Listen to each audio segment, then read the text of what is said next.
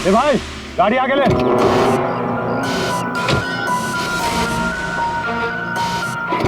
बोला ना तुझसे गाड़ी आगे ले तो आगे ले। अरे भाई कैसे आगे लूं, गाड़ी खराब हो गई है ना। प्रॉब्लम बाद में देखना, धक्के मार के आगे लो पहले।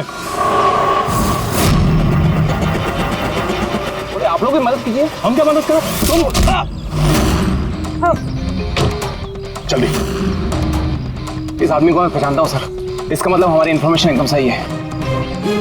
यानी कि वो रूट नाम का कंप्यूटर हैकर इसी जगह पे होगा। और वो रूट जरूर कोई खतरनाक प्लानिंग कर रहा है सर। चाहे कुछ भी हो जाए उसे जिंदा पकड़ना है, ये जानने के लिए कि उसका मिशन क्या है। और इस मिशन में तुम दोनों साइबर कॉप की आगे भी जरूरत लगेगी। तुम यस सर। यहाँ बाहर गेट पे खड़े रहना। ओके बाहर सर। नजर रखना। चलो।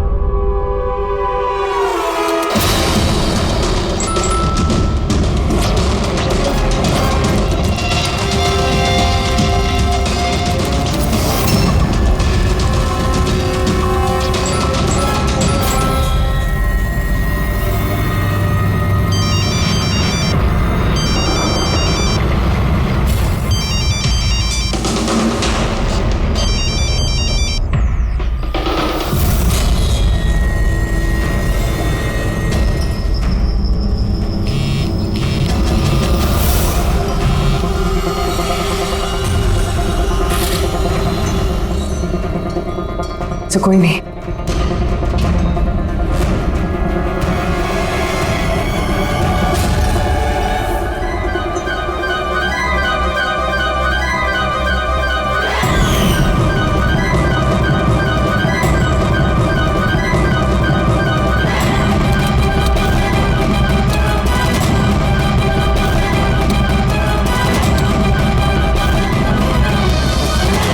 आप रेडी? सर सब जगह देख लिया, यहाँ पे कोई नहीं है। खबर तो गलत नहीं हो सकती, यहीं कहीं होना चाहिए। चलो देखते हैं।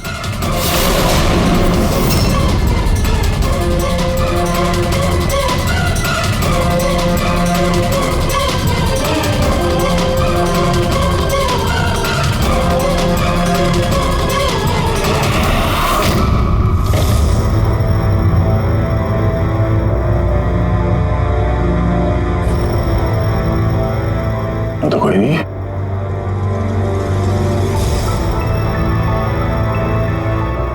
चेयर अभी भी गर्म है, लगता है यहाँ पे कोई था अभी।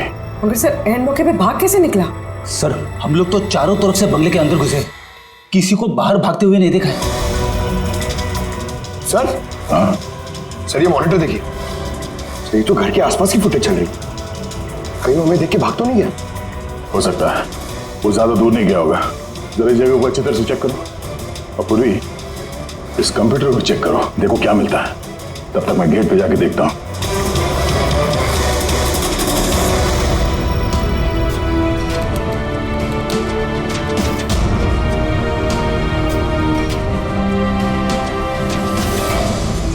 Mahesh, Mahesh, yes sir. ये रूट अंदर नहीं है, लगता भाग गया। तुम यहीं पे खड़े थे? सर मैं यहीं पे खड़ा था, मैंने किसी को नहीं भागते हुए देखा। यहाँ से कोई नहीं गया बाहर? नहीं सर।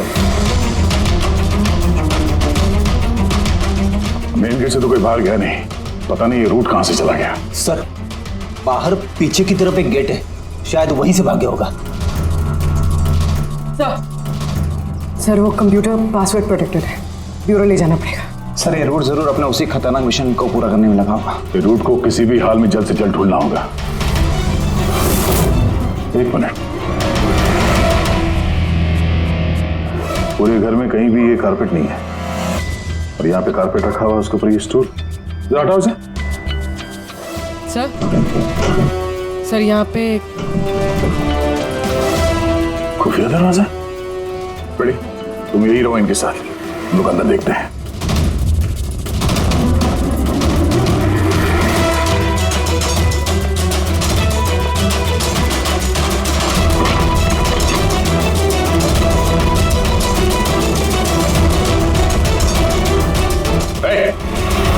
अब अगर अपने बचाव में कुछ कहना चाहती हो तो यही वक्त है। मुझे कुछ नहीं कहना, जो भी कहना मेरा वकील कहेगा। सर हमने इस रूट का कंप्यूटर सिस्टम एक्सेस कर लिया है और इंक्रिप्शन में भी सफल हो गए। कुछ पता चला? हाँ सर इसने पिछले कुछ दिनों में इंटरनेट पे भयानक वीडियोस पोस्ट किए। डार्क वेब पर sir. Actually dark web internet की एक ऐसी काली जगह होती है सर, जहाँ पर हर मुजरिम अपने गैरकानूनी कामों को एक टेक्नोलॉजी की मदद से अंजाम देता है, जैसे हथियारों की तस्करी हो, किडनी की चोरी या फिर किसी को मारने की सुपारी। सर ऐसा कोई भी काम नहीं है जो इस साइट पर नहीं होता है। समझ में ये बात नहीं आती, जब सब कुछ इतने खुले में होता है, सबको पता है, तो इसे रोकने के लिए हम कुछ करते क्यों नहीं? सर ये इतना आसान नहीं है। एक्चुअली इस साइट पर जाने के लिए आपको एक कंप्यूटर सॉफ्टवेयर की जरूरत होती है, जो चुनिंदा हाई प्रोफाइल मुजरिमों के पास ही होता है। जैसे कि ये रूट। Yes sir. और सर जैसे कि हमें पता है कि इस डार्क वेब पे IP एड्रेस और यूजर ID ये दोनों गुप्त रहते हैं। जरा दिखा कौन सा वीडियो डालें इस रूट ने।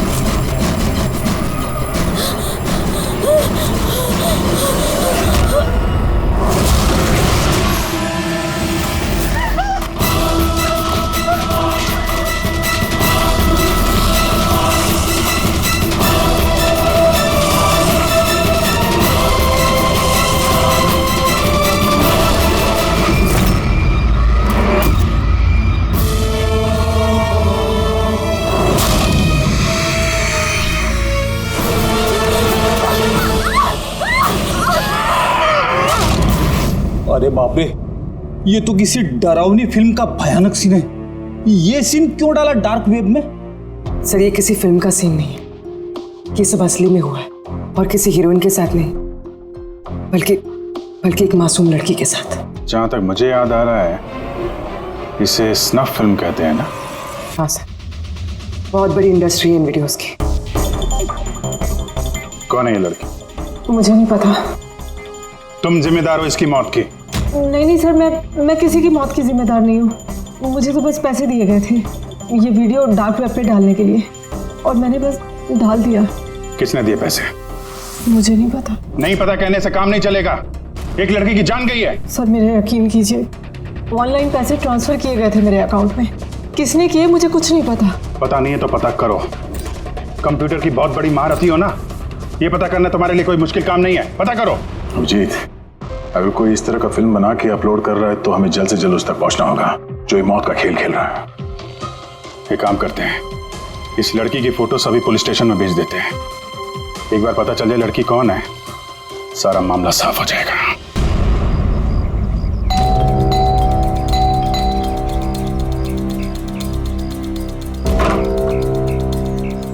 जी कहिए, किससे मिलना है? ये रिया का घर है ना? हाँ, मैं उसका पापा। आइए। वो हम लोग सीआईडी से हैं। आपके लिए एक बुरी खबर है। आपकी बेटी रिया अब इस दुनिया में नहीं रही। पता है, मगर आप उसके मौत के 10 दिन बाद क्यों आए हैं ये सब बताने? आपको पता है कि आपकी बेटी रिया की मौत हो गई है? आप उस कार एक्सीडेंट की इन्वेस्टिगेशन के लिए आए हैं ना, तो आपको ये तो मालूम पड़ा होगा कि रिया का तो फ्यूनरल भी हो गया है। एक मिनट, आप किस कार एक्सीडेंट की बात कर रहे हैं? वही जिसमें हमारी रिया चल बसी है। शेयर टैक्सी में वो पुणे जा रही थी। नहीं, रिया की मौत कार एक्सीडेंट में नहीं हुआ है। ये क्या कह रहे हैं आप? एक मिनट, ये रिया है। हाँ, ये रिया ही है। एक्सीडेंट वाले दिन उसने यही कपड़े पहने थे। एक मिनट, सॉरी बाबू, लगता है कुछ कंफ्यूजन है। आप जरा बताइए कि आपकी बेटी रिया का कार एक्सीडेंट कैसे हुआ था? शेयर टैक्सी में वो पुणे जा रही थी, 7 और लोग भी थे उसके साथ। तो रास्ते में उसकी गाड़ी का बड़ा भयानक एक्सीडेंट हो गया। पूरी कार आग की लपटों में झुलस गई। मरने वालों के तो चेहरे तक पहचान में नहीं आ रहे थे। तो आप लोगों ने रिया को कैसे पहचाना? उसके सामान के जरिए बस हम उसे पहचान पाए। आपने ये नहीं बताया कि ये फोटो कब की है? वैसे हम लोगों को भी पता नहीं कि ये फोटो कब की है, पर पता चलते ही हम आप लोगों को बता देंगे। लगता है रिया का ये एक्सीडेंट सिर्फ एक दिखावा था, उसकी मौत की असली वजह को छुपाने के लिए। सर, अगर रिया का कार एक्सीडेंट एक दिखावा था, तो वो बाकी के 7 लोग जो उसके साथ गाड़ी में थे, कहीं वो भी रिया की तरह ही तो नहीं मारे गए? हो सकता है। सबके परिवार वालों से मिलना पड़ेगा। किस्मत अच्छी थी हमारी कि जो 7 लोग एक्सीडेंट में मारे गए थे, उनमें से एक का अंतिम संस्कार नहीं हुआ था। देखते हैं डॉक्टर सालों के इस लाश से क्या सुराग निकाल पाते हैं। वैसे भी लाशें इतनी बुरी तरह से जल गई हैं कि चेहरा पहचान पाना मुश्किल है। भाई, तुम लोगों का शक एकदम सही था। ये लाश टोनी की नहीं। लग ही रहा था सर हमें, लेकिन ये कौन है कुछ पता चला? यार, ये तो पता नहीं लगा है कि ये लाश है किसकी, लेकिन ये पता चला है कि इस आदमी को कैसे मारा गया। मैंने इसके बॉडी का स्कैन किया तो पता लगा कि इसके पेट में चाकू का बहुत गहरा दाग है। चाकू से? हाँ, चाकू का। और मुझे लगता है उस चाकू के वार की वजह से ही इसकी मौत हुई। मतलब चाकू से मारा किसी और को और उसे टोनी बता के एक्सीडेंट का हिस्सा बना दिया। ये गैंग आखिर करना क्या चाहता है? और इस आदमी की मौत 3 हफ्ते पहले ही हुई है। एक कार एक्सीडेंट हुआ 10 दिन पहले। वही तो, मतलब कार जब एक्सप्लोजन में जलाई गई, उससे कहीं पहले इस आदमी की मौत हो चुकी। 3 हफ्ते से इसकी लाश संभाल के रखी थी ताकि इस भयानक खेल को अंजाम दिया जा सके। यार एक काम करते हैं, जहाँ पे एक्सीडेंट हुआ था वहीं पे चलते हैं, पता करते हैं एग्जैक्टली उस दिन हुआ क्या था। मैं तो मजे से कार चला रहा था सर, और रेडियो पे गाने सुन रहा था। तभी अचानक से मैं जोर का धमाका सुना। मैं तुरंत अपने कार से निकला और मैंने देखा कि मेरी सामने एक कार आग की लपटों में जल रही थी। मुझे समझ में नहीं आ रहा था कि मैं क्या करूं। तो ये कितने बजे की बात होगी? सर, मुझे लगता है कुछ शाम के 5 बजे होंगे। है? ये कैसे हो सकता है? सर, एक सेकंड। सर, ये टोल नाके की फुटेज देखिए सर। यहाँ पे तो गाड़ी 3:30 बजे क्रॉस हुई थी। फिर ये जगह वहाँ से 20 किलोमीटर दूर ही है सर। तो 20 किलोमीटर का सफर तय करने में 1.5 घंटे तो नहीं लगने चाहिए। रास्ते में कोई ढाबा होटल भी नहीं है, कोई चाय वाय के लिए रुक जाए जहाँ पे? एग्जैक्टली। तो उस हिसाब से गाड़ी को यहाँ पे 4 बजे पहुँच जाना चाहिए था, अगर यहाँ पे एक्सीडेंट हुआ 5 बजे। इसका मतलब है ये जुर्म इस 1 घंटे में ही हुआ है। तो गाड़ी को उस समय कहीं ले जाया गया और उन सबको उतार के उसमें 7 लाशें रख दी गई। और उसके बाद गाड़ी को यहाँ पे लाके ब्लास्ट करवा दिया। सब प्लान था।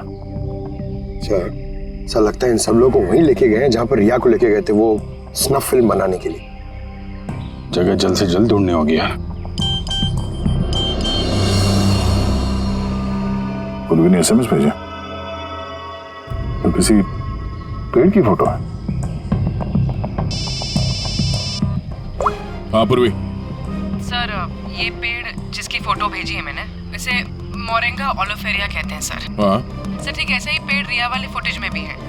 ये देखिए सर, उस फुटेज का स्क्रीनशॉट भेज रही हूँ मैं। सर ये पेड़ महाराष्ट्र के 2 जंगलों में पाए जाते हैं। ये तो एग्जैक्टली वैसे ही पेड़ है, महाराष्ट्र के 2 जंगलों में।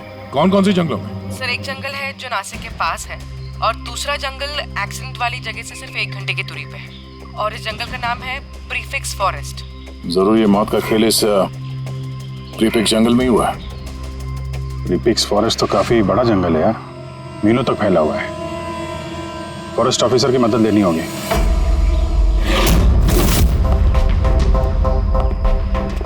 इस जंगल में ये सब हो रहा है, यकीन नहीं होता है। क्या आपकी इंफॉर्मेशन पक्की है ऑफिसर? पक्की नहीं होती तो यहाँ तक आते नहीं हम लोग। आप बताइए, कुछ हाल फिलहाल में ऐसी कोई घटना आप लोगों ने कुछ सुनी हो, कुछ देखी हो, जंगल के अंदर कुछ हुआ हो? बिल्कुल नहीं, और अगर ऐसा कुछ होता तो हम जरूर उस पर ध्यान देते। चलो कोई नहीं, फिर भी अपनी तसल्ली के लिए एक बार हम जंगल देखना चाहेंगे। श्योर।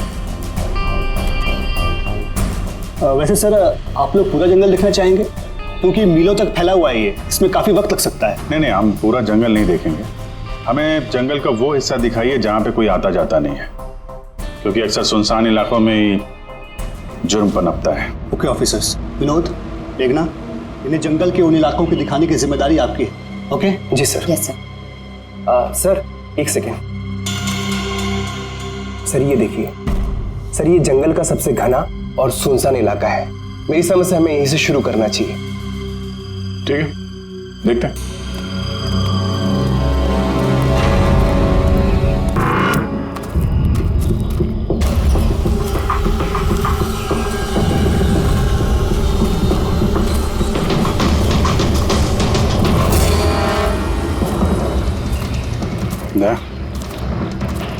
यहाँ पेड़ पे देखा?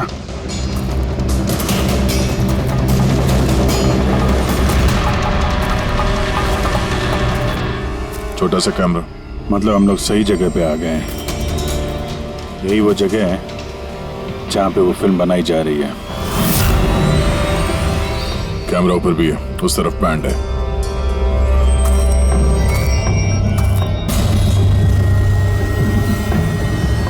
शायद इस कैमरे से कुछ पता चले उनके अड्डे के बारे में। नहीं अभिजीत, ये तो हाई एंड वायरलेस कैमरा है।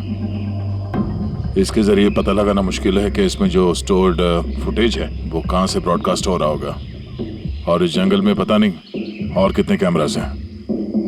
देखते हैं, आगे शायद कोई कैमरा मिल जाए जिससे कुछ पता चले।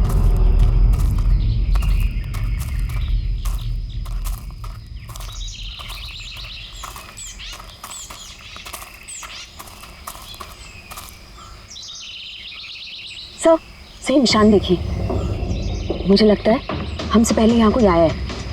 हम लोग सही डायरेक्शन में जा रहे हैं।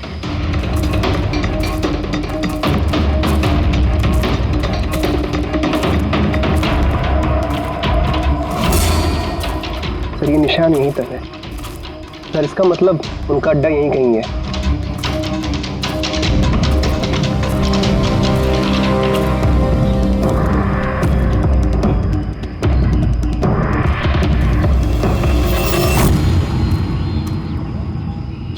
सर जल्दी आइए। एक मिनट सर, एक सेकंड। घबराओ मत, हम लोग सीआईडी से हैं। उठो उठो। सर आप लोग सीआईडी से, मुझे बचा लीजिए सर।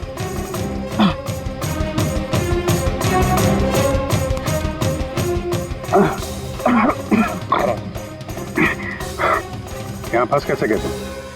सर मुझे इस जंगल से बाहर निकलने का रास्ता नहीं मिल रहा। सर उस खूनी ने एक एक करके सबको मार दिया। तुम लोग यहाँ आए कैसे? हम से टैक्सी में सवार होकर सफर कर रहे थे कि अचानक हमारी गाड़ी पंक्चर हो गई और कार रुक गई। सड़क पर पहले से किसी ने कीले और कांच के टुकड़े रखे हुए थे सर। फिर इसके बाद कुछ लोग आए जिनके चेहरे नकाब से ढके हुए थे, और जब तक हम कुछ कर पाते उन्होंने हमें बेहोशी के इंजेक्शन लगा दिए। और जब मुझे होश आया तो मैं इस घने जंगल में था सर। सर मैं ही जानता हूँ कि इस जंगल में मैं भूख प्यास से कैसे रहा हूँ। कभी लकड़ी खाई तो कभी पेड़ के पत्ते, और जब भी किसी के चिल्लाने की आवाज आती तो समझ जाता किसी की जान चली गई। यहाँ जगह जगह कैमरे लगे हुए हैं। तुम्हारी किस्मत अच्छी थी कि तुम उनके पकड़ में नहीं आए। सर पकड़ इसलिए नहीं पाए क्योंकि उन्होंने एक कैमरा मेरे कमीज के बटन में लगाया हुआ था और वो बटन मैंने तोड़कर फेंक दिया। शायद इसी वजह से वो मुझे ढूंढ नहीं पाए। तुम्हें अंदाजा है कि बाकी के लोगों में कितने लोग जिंदा हैं अभी तक? मालूम नहीं सर, पर कल रात जब मैं पेड़ पर बैठा हुआ था मुझे किसी के चीखने की आवाज़ आई थी। न जाने वो उनको घायल कर रहे हैं या फिर जान से मार रहे हैं सर। किस तरफ से आवाज आई थी, कौन सी दिशा से, कुछ याद है आपको? मेरे पेड़ इस तरफ, शायद उस तरफ से सर।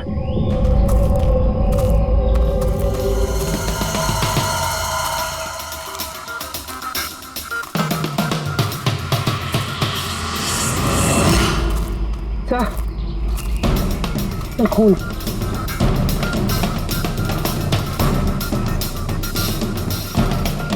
तो यहाँ पर भी मतलब उनमें से कोई घायल है, किस तरफ गया होगा? सर ये देखिए, खून के कुछ निशान इस तरफ भी जा रहे हैं।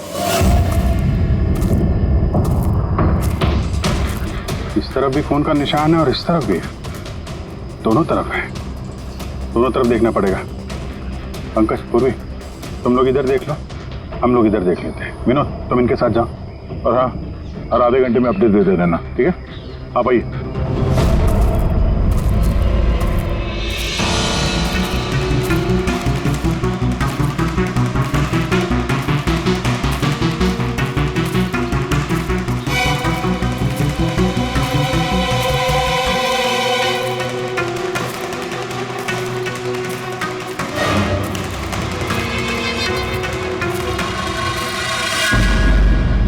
एक मिनट, वो क्या है?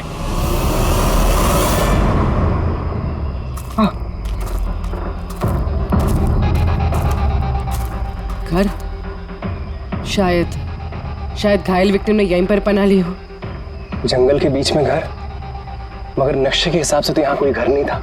हो सकता है ऐसे फिल्म बनाने वालों को ऐसी लोकेशंस की जरूरत पड़ती है ताकि उन्हें कोई ट्रैक ना कर सके। हो सकता है उस घर में जो घायल आदमी है वही मुजरिम हो सकता है पंकज, और ये भी हो सकता है कि आगे और भी कैमरास लगे हों। होशियार रहना।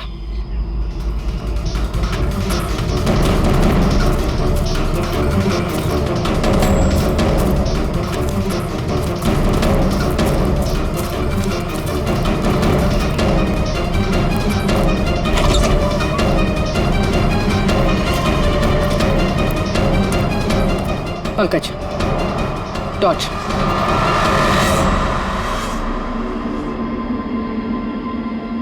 ये घर तो एकदम हिंदी फिल्मों की डरावनी पिक्चरों जैसा। ये देखो, उस घायल विक्टिम को यहीं पर लाया गया है। वो आवाज सुनी? अंदर से आ रही है।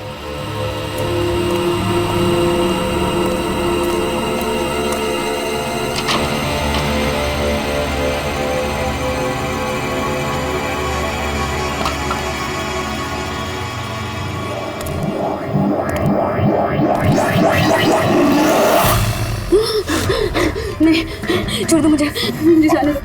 बाहर आओ। मेरे पास मत आना, मैंने कुछ नहीं किया। देखो, हम लोग CID से, घबराओ मत। आओ, कुछ नहीं होगा तुम्हें। अच्छा।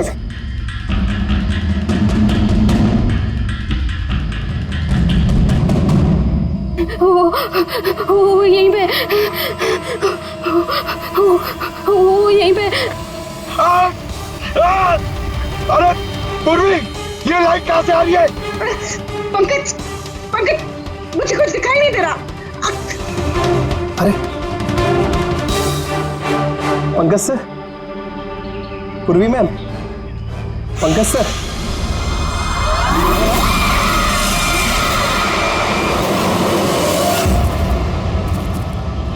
सर, खून के निशान तो यहाँ के खत्म हो गए।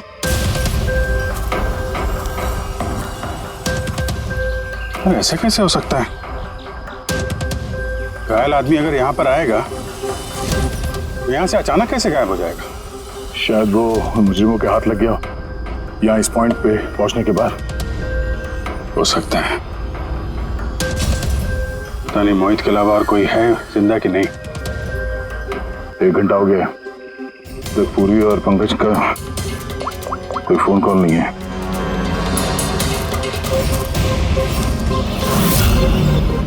पूरी फोन उठा नहीं रही है। पंकज देखता हूँ। पंकज भी फोन नहीं उठा रहा है। अरे यार किसी मुसीबत में नहीं है दोनों? चलो चल के देखते हैं। चलो। यहाँ पे खून इस तरफ गए थे।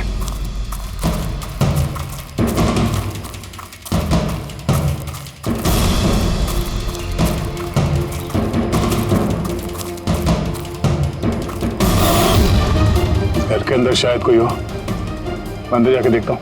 ठीक है, तब तक मैं यहाँ बाहर देखता हूँ।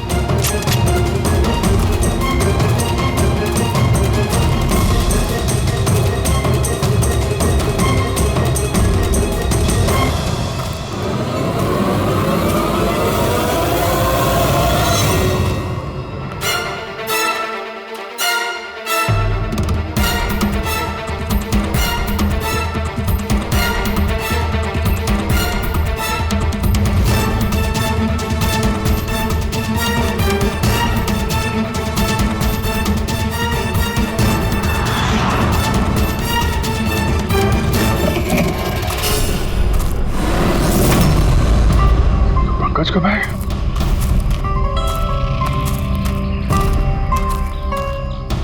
पंकज,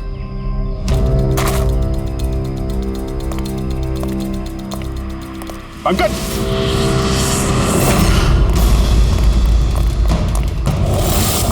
पंकज, पंकज, पंकज, कैसे हो? उठो, उठो, सर उठो। क्या हुआ? हाँ? सर वहाँ पे वो घर में गए थे सर, वहाँ पे एक लड़की थी सर। हाँ। सर बात ही कर रहे थे सर, पता नहीं एकदम से इतनी रोशनी आई सर कि कुछ दिखने नहीं, कुछ समझ में नहीं आ रहा था। वो घर से जैसे जैसे मैं निकला बाहर, शायद यहाँ गिर गया सर, पता नहीं कुछ समझ में नहीं आ रहा सर, एकदम चक्कर आ रहा है। और पूर्वी, विनोद, वो कहाँ है? सर वो लोग पता नहीं सर, अंदर थे, बाहर निकले पता नहीं सर। ओह नो, क्या हुआ क्या तुम्हें? ये ठीक है, पूर्वी और विनोद मिले? नहीं, उस घर के अंदर तो कोई भी नहीं। ओह गॉड, उन्हें कहीं कुछ हो ना गया हो।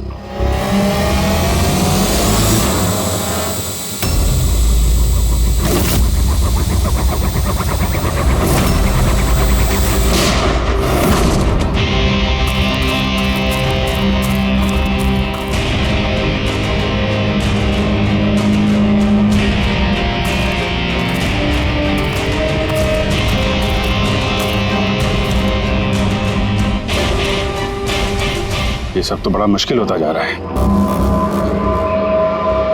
हमें वापस जाना होगा। चलो। क्या मतलब? एक हो गया, हमें ये नहीं मालूम है कि अपराधियों की तादाद कितनी है, कितने कैमरे लगा रखे हैं यहाँ पे, कितने हथियार हैं उनके पास, ऊपर से हम पे हर वक्त नजर रखे हुए हैं। अभी फिलहाल हम उनसे मुकाबला करने की तैयारी में नहीं है। और पूर्वी, उसे यहाँ पे अकेला छोड़ के चले जाएंगे? यार दया देखो, पूर्वी उनके चंगुल में फंस चुकी है, हम उसको बचाने जाएंगे तो हम भी नहीं बच पाएंगे। अभिजीत, क्या हो क्या गया तुम्हें? कुछ याद है सीआईडी में हमें पहले क्या सिखाया था? यही कि सबसे पहले अपने साथी को पीछे मत छोड़ना, चाहे वो जिंदा हो या मर चुका हो। अरे यार, हर लड़ाई रूल बुक के हिसाब से नहीं लड़ी जा सकती। हमें यह भी सिखाया गया था कि प्रेजेंस ऑफ माइंड का इस्तेमाल करना अलग अलग परिस्थितियों में। आई एम सॉरी, तुम्हारे इस थॉट से मैं एग्री नहीं करता। आई एम सॉरी, तुम्हें जाना है तुम जा सकते हो, बिना पूर्वी के मैं यहाँ इस जंगल से बाहर नहीं जाने वाला। जिद मत करो दया, हमें यह भी नहीं मालूम है कि पूर्वी जिंदा है कि नहीं। अभिजीत, वो एक सीआईडी ऑफिसर है, इतनी आसानी से हार मानने वाली नहीं है। वो बेचारी अकेली लड़ रही होगी उन मुजरिमों से, और अब जब उसे सबसे ज्यादा जरूरत है हमारी, हम पीठ दिखा के भागेंगे यार। ज्यादा जरूरी यह है कि जो लोग उस गिरोह के कैद में नहीं आए हैं उनको बचाया जाए। और तुम्हें पूर्वी की इतनी परवाह है, तुम जिद मत करो, मेरे साथ चलो, हम लोग अच्छी प्लानिंग बना के वापस आएंगे। चलो। इसे हो क्या गया? सर अभी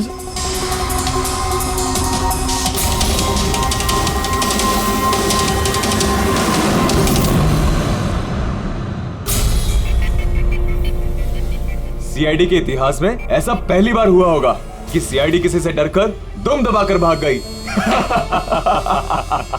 हाँ सर, पहुंच गए आप? हाँ बस उसी जंक्शन पे रहिए, हम लोग आते हैं वहां पे। अरे सालुंके सर, आप यहाँ? मैं यहाँ। आइए। अरे तुम्हें क्या लगा हम लोग पूर्वी को ऐसे ही छोड़ देंगे जंगल में मरने के लिए? हैं? तो आपका और दया सर का झगड़ा झूठा था। जब अभिजीत ने वहां पे कैमरा देखा तो उसने मुझे इशारा किया। पता नहीं और कितने ड्रोन लगा रखे होंगे हम पे नजर रखने के लिए। जो आदमी उस कैमरे के जरिए हम पर नजर रखे हुए था उसकी आंखों में धूल झोंकना जरूरी था, इसलिए। अब वो लोग ये सोच के बैठे होंगे कि हम लोग जंगल से निकल गए, थोड़े रिलैक्स भी हो जाएंगे। यही मौका है हम पे हमला करने का। अभिजीत, ये लो, ये तुमने मंगाया था। ये क्या डिवाइस है सर? ये जैमर है पंकज। आसपास इस एरिया में जितने भी कैमरे होंगे सब जैम हो जाएंगे। अब वो हम पे नजर भी नहीं रख पाएंगे। और ये ड्रोन पे जो कैमरा लगा है इसकी रेंज 7 किलोमीटर सिर्फ। बैटरी तो खत्म होने वाली है। इसका मतलब अगर हम इसे नहीं पकड़ते तो ये वापस उनके अड्डे पे जाता बैटरी बदलने के लिए। जरा आईपैड निकालना, नक्शा निकालो उसमें।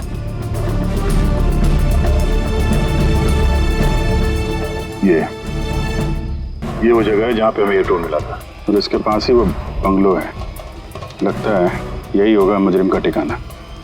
तो चलते हैं, चल के आज़ाद कराते हैं पूर्वी और बाकी जो जिंदा बचे हुए लोग हैं उनको। चलो। नहीं सर, आप मेघना और मोहित आप लोग यहीं पे रुकिए, हम लोग देखते हैं।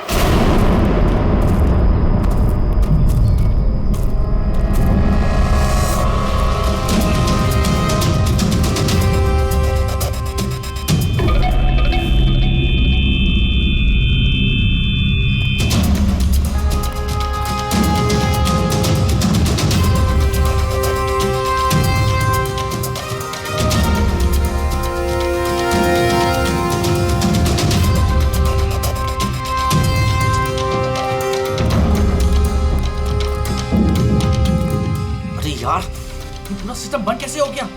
देखता कुछ जैसे आवाजें आ रही हैं। कैसे हो सकता है पूरा सिस्टम?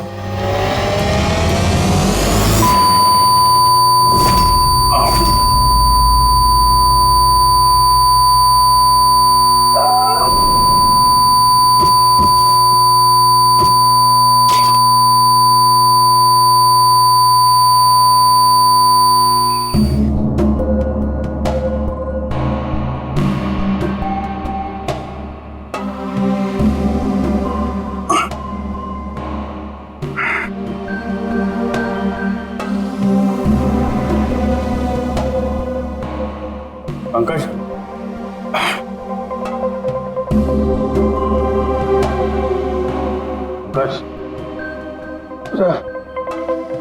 हमारे स्वागत की पूरी तैयारी कर रखी थी इन लोगों ने।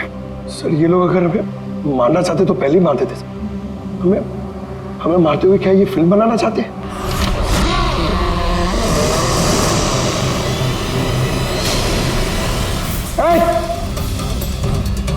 Search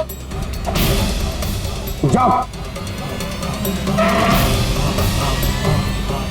search. मैं हूं पंकज। पूर्वी,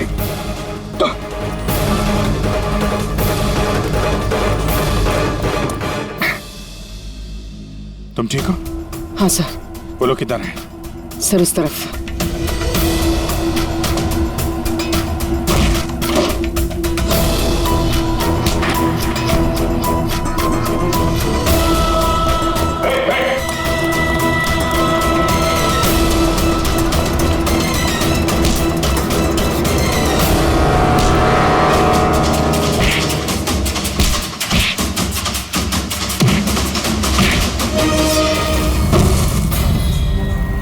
सर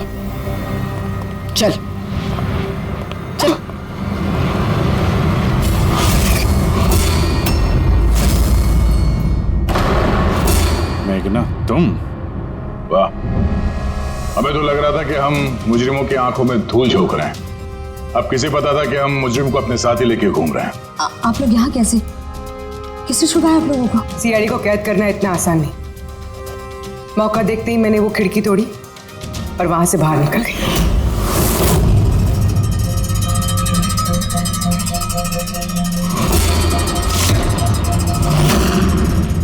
और उसके बाद मैंने उन्हीं लोगों का पीछा किया जिन लोगों को तुमने भेजा था मुझे ढूंढने के लिए। और फिर मैंने उस नकाबपोश आदमी को देखा और उसका भी पीछा किया।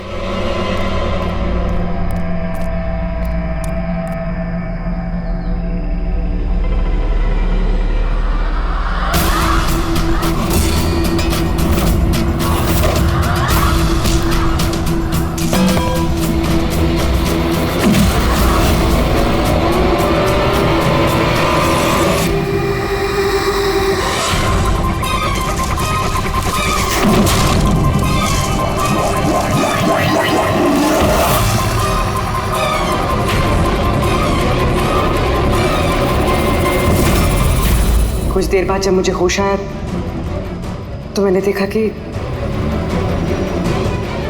मगर इससे पहले कि मैं बाकी ऑफिसर्स तक पहुंच पाती, तुम्हारी उस सोनिक बूम वाली आवाज ने इन्हें बेहोश कर दिया था। वो तो मेरी किस्मत अच्छी थी कि मैं दूर थी और उस आवाज का मुझ पर कोई असर नहीं हुआ। और फिर मैंने सोचा कि क्यों ना उस नकाब को ही मैं अपना हथियार बना लूं। जिस बेरहमी से तुमने लोगों की जान ली है, तुम तो औरत कहलाने के लायक भी नहीं हो। अब ये बताओ, तुमने ये सब किस लिए किया? ये सब मैंने पैसों के लिए किया है सर। जितने पैसे मुझे इस काम के लिए मिल रहे थे ना, उतना तो मुझे अपनी जॉब में 5 साल में भी नहीं मिलता। और वैसे भी क्या फर्क पड़ता है, रोज इतने लोग मरते हैं, अगर 2-4 और मर गए तो क्या हुआ? तुम्हें शायद मालूम नहीं है कि तुम कितनी बीमार हो। बाकी लोग कहाँ हैं जो तुम्हारे साथ में थे? मैंने किसी को कोई नुकसान नहीं पहुंचाया सर, इतनी भी बुरी नहीं हूं मैं। और वैसे भी मैंने कोई भी खून अपने हाथों से नहीं करा है। मुझे तो एक औरत ने करोड़पति बनने का ऑफर दिया था जो मैंने एक्सेप्ट कर लिया। कौन औरत? बहुत अजीब सा नाम था उसका।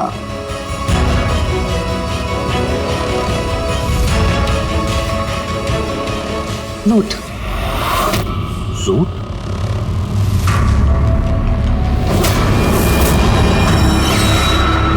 तो रूट है इस सब के पीछे मास्टरमाइंड। अब उसने ऐसा क्यों किया, उसका जवाब तो अब वही देगी। तो जहां तक तुम्हारा सवाल है, कानून तुम्हें कड़ी से कड़ी सजा देगा।